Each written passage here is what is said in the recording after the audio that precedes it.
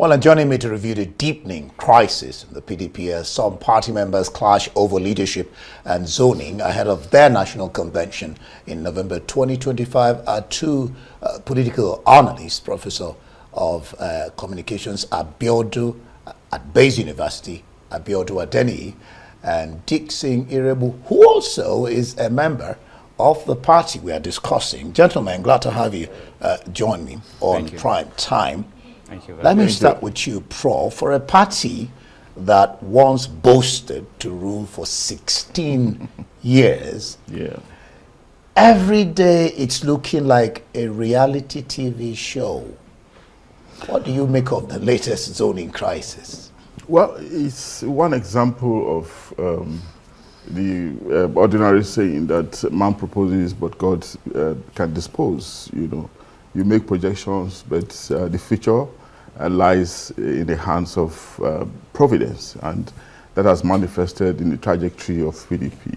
But what happened yesterday between Lagos and the press conference of the minority leader is just one more installment of the continuing crisis in the PDP, and I don't see these being resolved in the near future, with due respect to my colleague who is a member of the PDP. And the main reason is that, look, Chuba Okadibo told us ages ago that the hallmark, the critical characteristics of a political party is an ability for them to resolve crises. There will be differences because political party system is a conflation of different interest groups, and at some point there will definitely be clashes.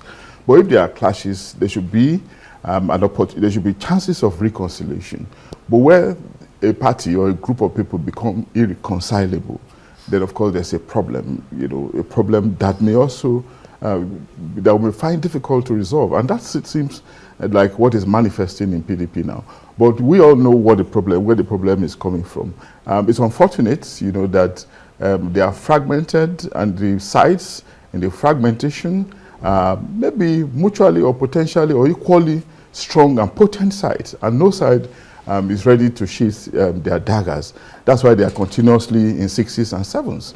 Now we have one part of the crisis, for instance, that is a very powerful one in many regards, in terms of intrigues, in terms of ability to host trade, and in terms of resources and material power, you know, and of course contemporary power as well. You know, rocking the boat at different levels, at different layers. And we have other sections, you know, who could have confronted him or done something significant, you know. They haven't been able to do that, either taking him out or, you know, or getting him to come back on board. And at the end of the day, we're even seeing some of them shipping out of the PDP ship, you know. Each time I see people who look like PDP patriots, like elder statesman Olabode George, trying to give well-considered explanation, I somewhat, you know, sympathize with him, because, you know, he's been very consistent trying to see how they could rebuild it, you know, and former Senate President Adolphus Wabara.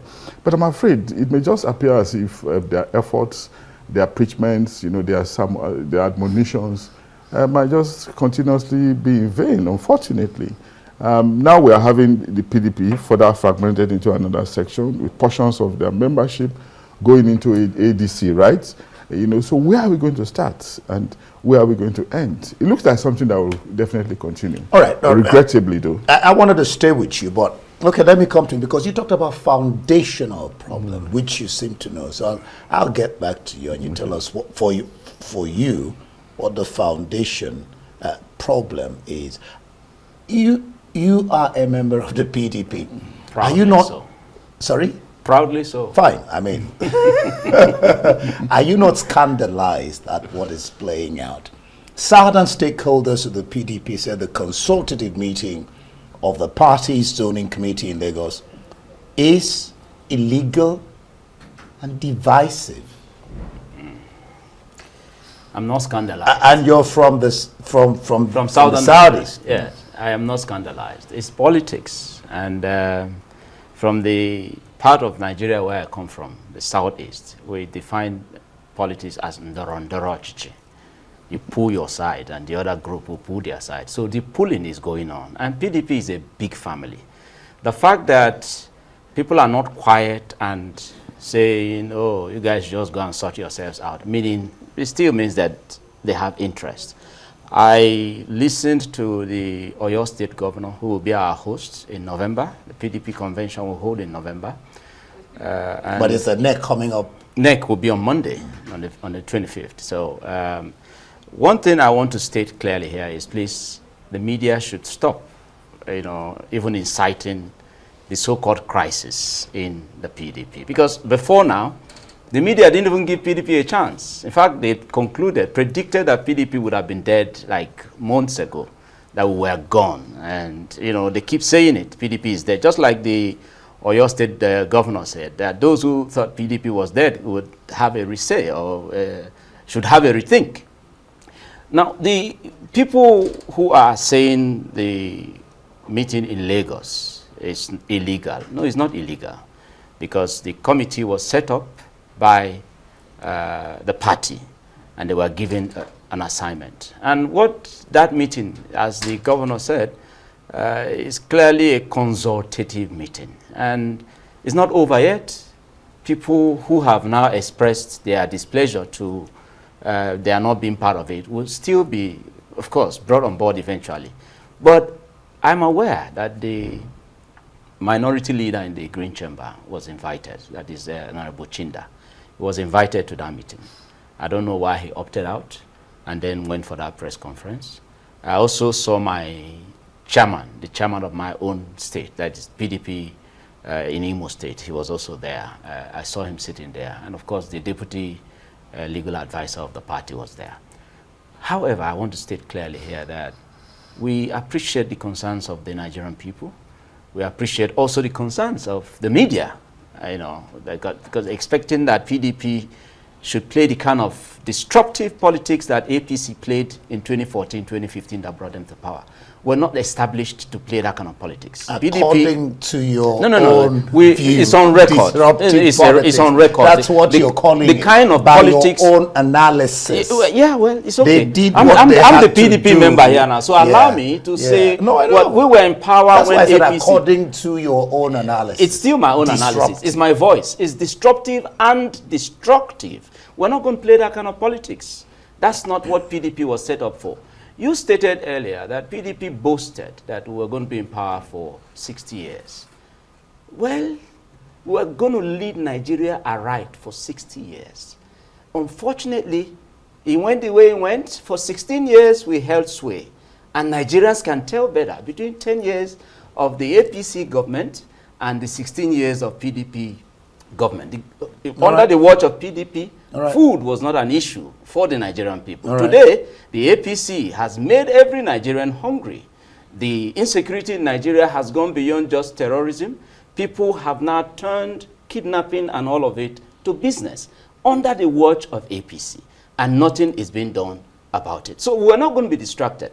The point is that PDP is re-engineering itself, and being a big family, people would have discordant views here and there and all of that. But I want to assure you and all Nigerians that the party PDP is not dead. In fact, it's more alive than you can ever imagine it would be. So those who are aggrieved that they were not in that very Lagos consultative meeting should please hold on a bit more and look forward to when they are going to be. I just hope that your assurance is not good morning in the night when it is good morning in the evening. There are only two when we are in the morning. There are only two political parties in Nigeria today: PDP and the APC. You still have clearly. PDC, the others are just going to be following up. Like we said when I was my alma mater, we used to say UNN and others. That's how we said. That's what you're copying. All right, Prof. You talked about foundational problem. You would take that along with this. When asked about the South producing the next presidential candidate, Makinde said, we haven't even got there yet. We have to have a party first. So, it will be correct to say that there is no PDP yet, from what he said. Nah.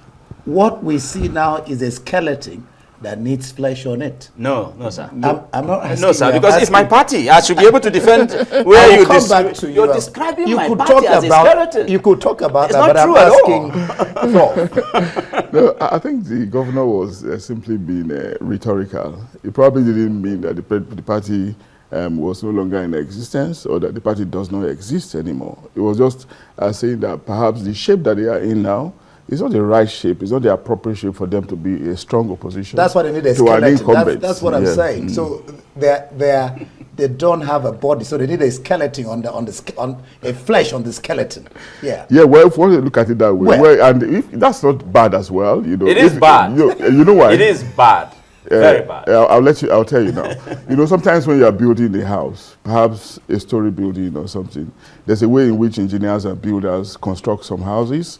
You first of all see blocks, you know, pillars erected first before they start laying blocks to fill the spaces, you know, that they have created. So the fact that the pillars are initially in existence does not mean that there won't be a fine, beautiful edifice at the end of the day. So that might be what I imagine that the governor is saying, not necessarily that, you know, there's no hope, they are in a hopeless situation. We're not in his mind. I mean, so yeah, we're just trying to, yeah, that's right. Yeah, but what I think could happen, the hope that they are giving us is a welcome development, and the one that Chief here is also giving us is a welcome development, because we want a situation where we have a multi-party democracy, so that the democracy that we also cherish can be much more robust than it presently is, where there seems to be a predominance of one party over the rest. Even the ADC, you know, that came in the form of a coalition recently,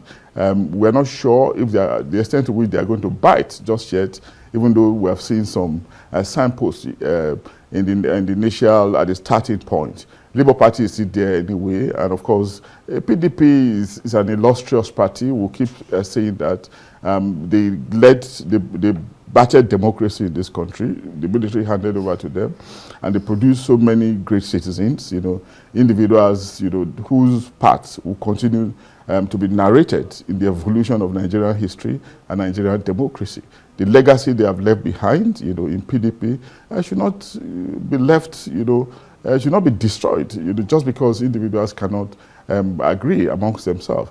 And I keep making the point each time I have this kind of opportunity, that the kind of politics that we witness, bitter politics that we witness in the First Republic, where you have, you know, disagreements among individuals, you know, translating into disagreement among generations, even subsequent generations. It's not the kind of disagreement that we should be having in the 21st century. And that's the type that we seem to be having again, rearing its head again, unfortunately, in the world where the world has become so dynamic, you know, where people, you know, are mending fences, you know, partnership is rife, collaboration is predominant, you know, towards progress and development. And not just for themselves, but in a country like ours that is yearning for development. And development cannot be realized really if the political layer is not salutary. But we need a robust politics funded on multi-party democracy for this kind of arrangement to be realized. I did tell you that you talked about the foundation. You've not addressed that. What you called PDP having a foundational problem. What were you? I don't know what you mean by foundational problem. You talked about it. You said the foundation. Well, okay. Maybe what you imagine I was referring to is the disagreement in the PDP, for instance. We know that it's not beyond some individuals, you know, individuals who are very, very powerful. And if you do not get those individuals on board, I'm afraid you may not be able to completely resolve the crisis in the party, as the case could be. Maybe that was what you are referring to. Okay, of course, you wanted to respond to that, but along with that it's instructive that the national secretary of the party, and now, I mean, you people settled, well, PDP settled that issue the other day, and the deputy national legal advisor and some key national officers, I mean, some old governors, former governors from the South, eminent leaders and critical stakeholders of the PDP were excluded from the meeting or didn't attend the meeting. So the curiosity that you are probably deducing from their absence, right? It's okay that they should be there, But that they are not there is not enough to say that we are now a skeleton and that we needed some flesh. PDP is not dead. I maintain it. You see, I understand the nostalgia that Nigerians have towards PDP, because indeed the ruling party, who I refer to as a reunion party, have indeed put us all in a deep, deep mess. So Nigerians are looking out for PDP to come rescue the nation from this mess. I understand all of that. But they have to rescue themselves first before they rescue the nation. We are not drowning as being described by anybody. We're not drowning. Like I said earlier, it is politics. It's not a religious organization. PDP is a big family.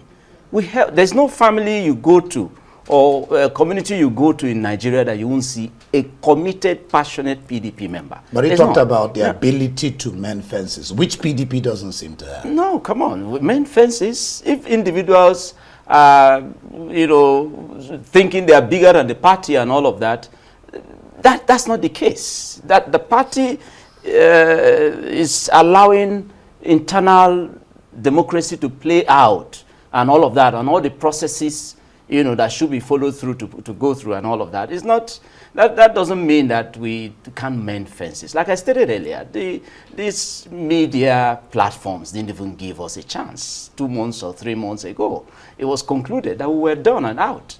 But alas, Nigerians are seeing PDP getting back on track. Look at the caliber of people that went for that Lagos meeting, right? Those are not riffraffs within the political arena.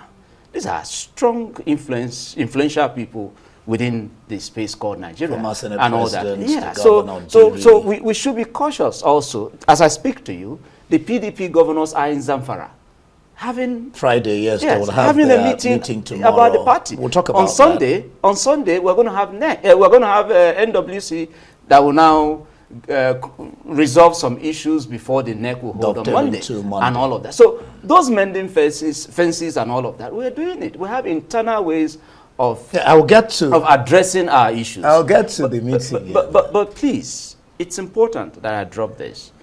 The office of the National Secretary, yes, went through serious issues that set the party back.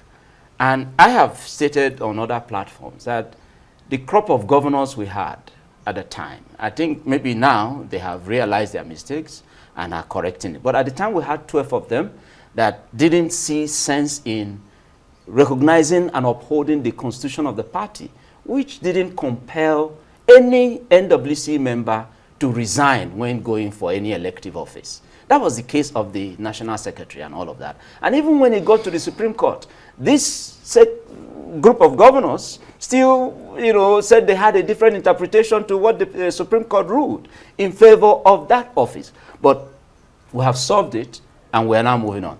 Then that's why it's so surprising that he wasn't there at the meeting. Yes, but he is the head of the Secretariat. So, and because the party is involved in all sorts, planning and all of that, there's a possibility of maybe one excuse or the other. But I want to say to the likes of Governor Sheyi Makinde, like he rightly stated, we have to have a party before the likes of him, who even are said to be nursing the ambition to be president and all of that. We have to have a party. I think we have gotten there now where we should sheath our swords and embrace each other. That's not what Makinde said. No. I'm saying to him. We've not got there. I'm saying to him. I know what I'm saying. I don't have to state it here. I know what I'm saying. The likes of him and the likes of the Enugu State Governor, all right, the likes of them, they should realize that we cannot win if we're divided. They have to show leadership and indeed put the interests of the Nigerian people first, because it is the People's Democratic Party, not Governor's Democratic Party or Leader's Democratic. It is the People's Democratic Party. So the interest of the people must be put forward at all times. If the Southeast is not well captured in the meeting that they had, then there's a need to explain. There's a need to explain that. If the office of the National Secretary is being undermined, then they should stop it. By every means, as a PDP member, I'm stating that these leaders, I'm singling out the governor of Oyo State, who will be our host in November, and also the only governor in the southeast of the PDP Pitamba, they should realize that, except... He sent a representative. Yes, his deputy was there. He wasn't there. His deputy was. But my point is that before his deputy going there, he should be the one to ensure, that the real leaders of the party from the southeast, his zone where he is the leader, are all part of it. Right. In fact, the office of the National Secretary, by now, he ought to have mended the whatever fences that they ought to mend by now. I think there's a need to correct. That's what Prof is talking about. Yes, and I agree from that sense, but not for you to describe PDP as carcass or as as a skeleton. You did use some harsh words on my party here, and it's not right. He said. I think he should stop. I was just referring to what yes, he said. He should stop. He said that we have to have a party first. Yes, this party and did the interpretation is that now you don't have a party. This party did well, indeed. This party did well while in office for 16 years. Good. What do you make of the statement from the governor? He is referring to Governor Makin, the governor of Oyo State, that PDP will not reduce itself to the gutter level of the FCT minister. You didn't mention his name. You're the one mentioning his name. I have not meant, he said FCT, he said it. That's why, you see, you're trying to play politics, but he said FCT, we won't get to the gutter level of the FCT minister. Somebody asked him about the FCT minister, and he said he won't go to the gutters. I read that with mixed feelings, really, because I just chuckled a little bit, because I remember when they were very good friends, members of the G5,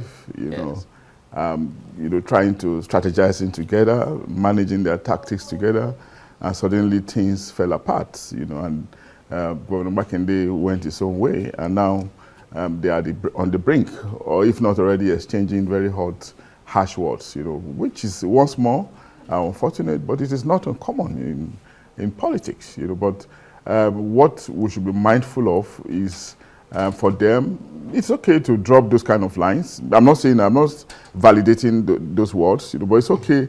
It's all right. It's not strange when we see those kind of lines, but it shouldn't be allowed to degenerate to an extent that they will be hurting themselves, Because when people hurt themselves in exchanges like this, egos become bruised, and when egos become bruised, your situations become even much more irreconcilable, and that has been the bane of the party in the last couple of years, that they have been deep in these misunderstandings, that Chief thinks that Mazi thinks that we are misinterpreted. But I don't know what more to say to that, but other than to just say that it's intriguing, really, and interesting to see very good friends in the past, only a few years ago, disagreeing again. But I think PDP hierarchy need not pretend about what their problem really is, really.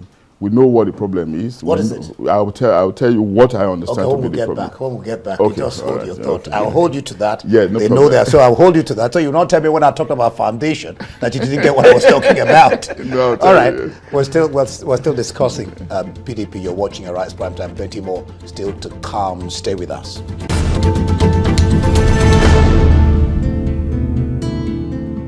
Glad to have you back. You're still watching Arise Primetime, where we offer perspectives on the news and talking points of the day. I am Ndi Amongo. Well, on Thursday, the Academic Staff Union of Universities, ASUO, threatened to embark on another nationwide industrial action, accusing the federal government of backtracking on key agreements signed over a decade ago. Well, at a press conference in Jos, ASUO President Dr. Chris Piwuna said lecturers have endured more than 2 years of broken promises and delays by the federal government. He cited unresolved issues, including the stalled 2009 agreement, unpaid salaries, withheld promotions, and neglect of retired lecturers as the contending issues. The general public is invited to note that ASUO has tried several ways and strategies of resolving this conflict in the educational sector. The general public should also note that ASUO has written several letters to the federal government, drawing its attention to the need to resolve this crisis amicably. Lamentably, the federal government has always turned a deaf ear to all our pleas. As always, it is the federal government that has consistently pushed our union to embark on a strike action. And it is clear that ASUO may have no other option than to embark on an action to press the federal government to listen to our demands and do the needful. For the benefit of doubt, our demands include the renegotiation of the agreement, our 25-35% arrears, even the 35%, 35,000 palliative is given to us depending on how the government people wake up in the morning. Well, we'll probably have the president of the ASUO joining us in the course of the program. We're still trying to hook up with him, but when he joins, and we will discuss that issue. Meanwhile, I still have the Professor of Communications at Abiodun Adeniyi in the studio with Iroegbu, both analysts, of course. Dixon is also a PDP member, but we look at this issue of ASUO and the federal government. I mean, credit to this present administration, and maybe to ASUO too, that 2 years of uninterrupted academic activities in our citadels of learning, but a protest is brewing. Prof. Yeah, again, another unfortunate development, which shouldn't have arisen at all if the one with the better advantage, which is government, can be more sacrificial. And what more sacrifice can they do? Yes, we know that they have been consulting. Even before the present Minister of Education, there has been consultation. There have been consultations when Professor Tahir Mama was there. And of course, Dr. Tunji Alasa also continued. They have been meeting. But what level of concession, has government made really? Have they been enough? I'm afraid they haven't been quite satisfactory, going by what ASUO president is saying. And we know what the situation with Nigerian universities is. We know that presently unfortunate that facilities are derelict, infrastructure are not available. And of course, what is the situation of the personnel in there, lecturers, teaching and academic and non-academic staff as well? The situation is generally parlous, somewhat unbecoming. And something that ASUO also finds very provocative is that government keeps telling them that there's no money, they do not have enough money, but they see monies, they see resources being invested into other sectors of the economy. So why is education, the university system being why is the educational system not being prioritized as much as other sectors? So this can be very discouraging and disillusioning. And what is more, again, there has been this 1999 agreement, which government has been reneging upon. You're talking about the 2009 agreement. 2009 agreement, which government has been reneging on. Sometimes they'll promise a portion, and in allocating that portion, there will be some kind of non-fulfillment again. All this back and forth should have been avoided, really, if there's sincerity on both sides, on the side of government.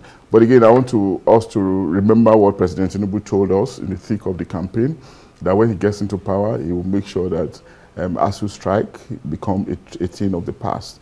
This is an occasion, to call upon him to do whatever he can do, whatever is possible to prevent any further strike in the Nigerian university system, realizing the damage it does to the learning process, how it goes a long way in affecting students, innocent students that is, and of course the overarching state of the Nigerian education and manpower development process. We'll get to that. You've raised some very pertinent issues, particularly the one of students and its impact. Well, Piwuna is saying, ASUO, the president is saying that they're giving government until 28. Actually, they have extended.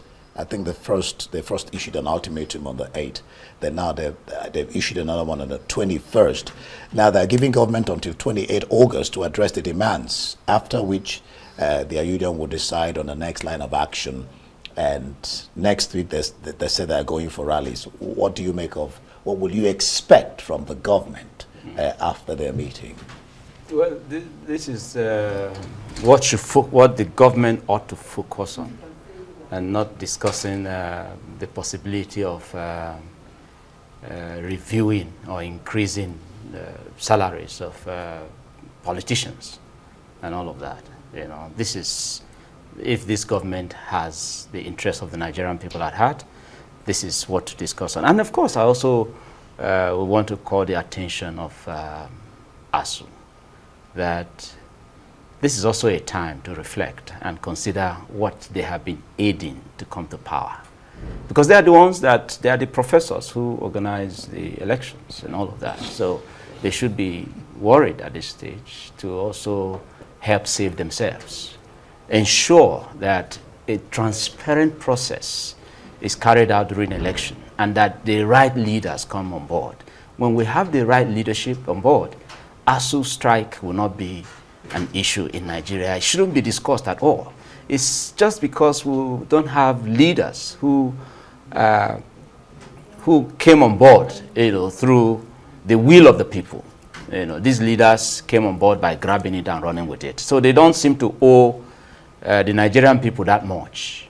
Okay, but I hope that the president will sit down and stop, looking for how to increase his own salary and the salaries of politicians. And well, not the president, really. Let's put it is his government. The buck stops at the president's table.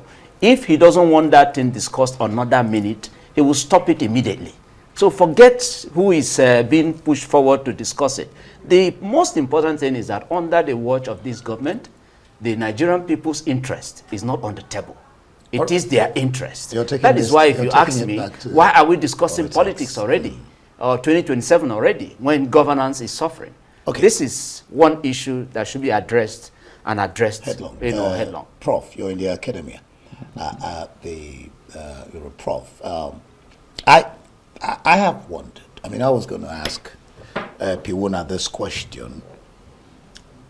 Has the union really considered, I don't know, I'm just asking the question, have they considered the psychological effect this has on the students and the pain it causes parents, as well as the effect it has on the quality of graduates we churn out? Yeah, I think they can actually speak for themselves, no doubt, but I can make some interventions. Yes, and one of these is that you'll be surprised to see that some of these students, or a majority of these students, are actually sympathetic to the lecturers, to their plights, and that's why most of the time you do not see students protesting on account of ASUO strike. Because they see them every day, they see the kind of life lecturers unfortunately live on campuses. And of course, if you go to even the famous Nigerian universities, first, second generation universities, and go to those environments, you see that they are far from being the ideal, conducive environment that you need for pedagogy to thrive, And the students are also there, and the lecturers are also there. So when you exist in that kind of environment, the student will also know that that's not the right place, the right condition to be in for learning to be effective and be productive. But what can they do other than follow the path, of their leaders in this circumstance, the lecturers, But ASUO is also aware of the sufferings that some of these strike will cause the students, but expect also that there's a bigger party ahead of them all, ahead of both the students and the lecturers. And that bigger party, that bigger entity is the government. So are we expecting, right, that the lecturers will be much more concerned, will show more concern for the student that the government should do? Yes, we understand that lecturers should be very concerned, ASUO should be very concerned, but they cannot be any more concerned than the government, that has an overarching responsibility over the lecturers, the students, the university institution, and on, right? So I think it's about discussion, it's about dialoguing, coming to an understanding that once more, we are determined in the last 2 years, we haven't had a strike. What has made us not have a strike in the last 2 years? Can we continue to deploy those factors? And if it has been threatened, if the peace of the last 2 years has been threatened, what more can we do to prevent it from being disrupted? Because apart from students going back home, there are so many statements they can make, not just on the university system, not just on the lecturers and the students, but on the government itself. But the government can prevent a loss of credit on its part, if something productive, something meaningful is done in the next few days to prevent another strike. All right, Dixon, poisoned Charlies, that's what the Piwuna dubbed government's TISSF. TISSF stands for Tertiary Institutions Staff Support Fund. You know, government is proposing to give them a loan, but Piwuna is saying our lecturers are already in debt, so we don't want a loan. What we want are improved conditions and wages. What do you make of government proposing to give them a loan, which Piwuna has called poisoned Charlies? Well, it is what it is. Loan is what it is. If it is not aimed at upholding or increasing their wages, at least they should have living wages, right? The description as given by the ASUO president is very apt, because what are you giving them loan for? That's not what they are asking for. Address the issues. Address the real issues. You know, this feeding bottle economy that they are running, and voodoo economy that they are running, and all of that, it will not work. It will not work. And I agree with that description as given already. Government should address the issues of the lecturers. Okay, Prof, they said, and not giving them loan. They are not asking for loan. For loans. They are already indebted, like the ASUO president. He said, stated clearly. They are saying, I wanted to take two issues. We have little time. They are saying that you know, they are saying the government is not prioritizing, you know, their demands, especially the 2009 agreement. Government have a lot of things to also do. So when they say not prioritizing, among many contending, many things that are asking for attention, you wonder, is it really the way they say it? And let me just chip this in here. Tinubu's government have paid 4 months out of the work, no pay imbroglio. It's just remaining, I think, 3.5 months. What do you think about that? Yeah, that's not a bad one, really, you know, but that's why I said earlier is that what more can government do to prevent the strike? Will it be okay or will it not be okay if government tries to pay the balance that is outstanding? Will it not be okay if government actually gets down to the round table? There can be no end to dialogue, really. There can be no end to diplomacy, discussion, you know, reconciliation move, you know. So what would be wrong, for instance, if government gets ASUO back on the table so that they can discuss how they can renegotiate the 2009 agreement that has been on the table from in the last 1 or 2 or so, in the last 2 or so decades. You know, so I think the matters can be resolved, really, you know, if there's sincerity of purpose on both sides, but more importantly on the side of government. Just one, briefly. I've run out of time. Well, like I said, this is what should be most important to government, and not attempting to increase its own. All right, I'll leave it there. Thank you so much, Professor Abiodun, Adeniyi, and Dixon Iroegbu, for your time on Arise Prime Time. Well, that's it for this edition of Arise Prime Time. To join us again next week. From me and the entire team here in Abuja, goodbye, and thank you for watching.